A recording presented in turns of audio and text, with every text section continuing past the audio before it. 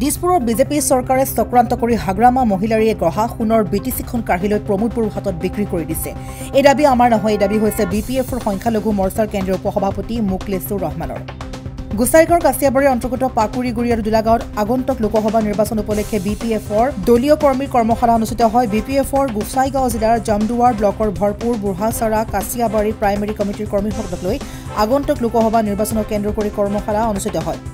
আগন্তুক লোকসভা নিৰ্বাচনত বিৰোধী দল UPPL, BJP, GSP আৰু কংগ্ৰেছৰ লগত ৰাজনৈতিক যুঁজ দিয়াৰ বাবে BPF দলৰ সকলো শ্ৰেণীৰ কৰ্মীসকলৰ মাজত মত বিনিময় কৰি সাংগঠনিক ভেটি মজবুত কৰাৰ কাৰণে BPFে কঁকালত টঙালি বান্ধি তৃণমূল পৰ্যায়ৰ কৰ্মীসকলৰ মাজত প্ৰতিজ্ঞা চলাইছে দলীয় সভা। এইবেলি কোকৰাঝাৰ লোকসভা সমষ্টিৰ BPF দলৰ প্ৰাৰ্থীক ঢিকৰ বাবে উঠি পৰি লাগিছে BPF দলে।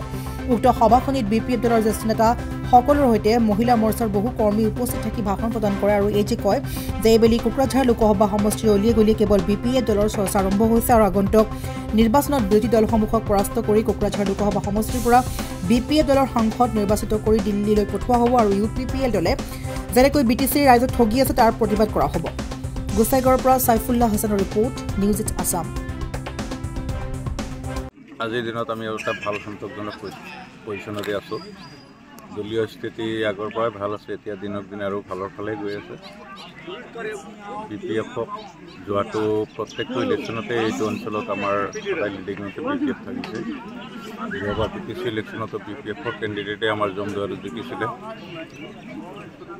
যদিও তেখেতে BPFক পিছত এৰি BJPলৈ গুচি গ'ল, কিন্তু ভোটাৰবিলাক BPFৰ লগতে আছে। তেখেতসকলৰ মনোবল কোনো প্ৰকাৰে কমা নাই, তেখেতসকলে আৰু বেছি মনোবলেৰে বৰ্তমান কাম কৰি আছে। তো আমি বৰ্তমান এটা ভাল সন্তোষজনক পজিশ্যনতে আছোঁ। দেখা গৈছে ইয়াৰ নিৰ্বাচনী ৰণকল আমাৰ সেইটো এটা ডোৰ টু ডোৰ প্ৰগ্ৰাম। আমি ডাঙৰ ডাঙৰ শ্ব' বাছ কৰাতকৈ আমি ডাইৰেক্টলি ভোটাৰক টাচ কৰাৰ কাৰণে আমি চেষ্টা কৰিছোঁ।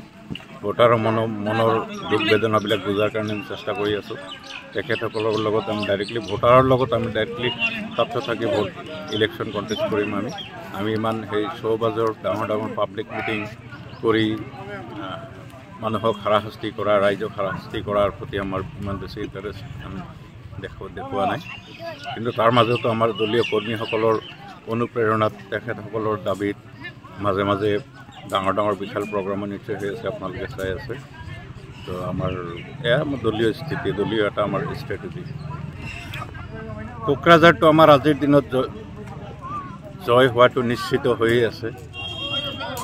ওদালগুৰিও আমি জিকিব পৰা এটা ভাল পজিশ্যনতে আছোঁ, অলপ কষ্ট কৰিব লাগিব। ওদালগুৰিও আমি জিকিব। BPFৰ মূল ইছ্যু কি হ'ব এইবাৰ? BPFৰ মূল ইছ্যু আমাৰ বহুত ইছ্যুৱে আছে। আজি আমাৰ ডেভেলপমেণ্টৰ ভাল এটা গতিত চলি থকা BTCটোক আজি ডেভেলপমেণ্ট স্থবিৰ কৰি দিয়া হ'ল বৰ্তমান চৰকাৰখনে। BTCক শাসনভাৰ ৰাইজে BPFৰ হাতত দিয়াৰ পিছতো ৰাইজৰ লগত প্ৰতাৰিত কৰি ৰাজনৈতিক চক্ৰান্তমূলকভাৱে BPFক এৰাই UPPLৰ হাতত শাসনভাৰ দি BTCটোক ধ্বংস কৰিলে। সেয়াও আমাৰ এটা ইছ্যু। BTCটোৰ আজি কৰ্ম নাই, চাকৰি নাই, মূল্য বৃদ্ধি, স্বাস্থ্যৰ খণ্ডত বিশেষ কোনো সুবিধা নাই। যে হ'ল কোনো এটা ফালেদি সন্তোষজনকভাৱে এই চৰকাৰখনে কাম কৰিব পৰা নাই, যিমানখিনি সন্তোষজনকভাৱে BPFৰ সময়ত কাম কৰিছিলে। তো এয়া আমাৰ এটা ইছ্যু থাকিব। আৰু বিশেষকৈ আমি ৰাইজৰ ওচৰত আমি মেইনলি উন্নয়নৰ ইছ্যু লৈ ৰাজনীতিকে আগবাঢ়িম। আপুনিও ভুগিছে নেকি গেছৰ সমস্যাত? গেছ আৰু লিভাৰ ৰিলেটেড সকলো সমস্যাৰ একমাত্ৰ সমাধান গেষ্ট্ৰচিটি। বদহজম, এচিডিটি, ফেটি লিভাৰ, পাইলছকে আদি কৰি ভিন্ন গেছৰ সমস্যাৰ সমাধানৰ বাবে কেৱল আপোনাৰ কাষত গেষ্ট্ৰচিটি।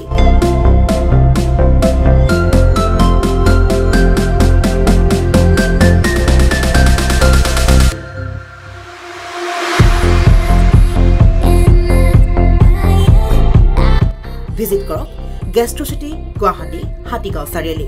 যোগাযোগ নম্বৰ 7577999909।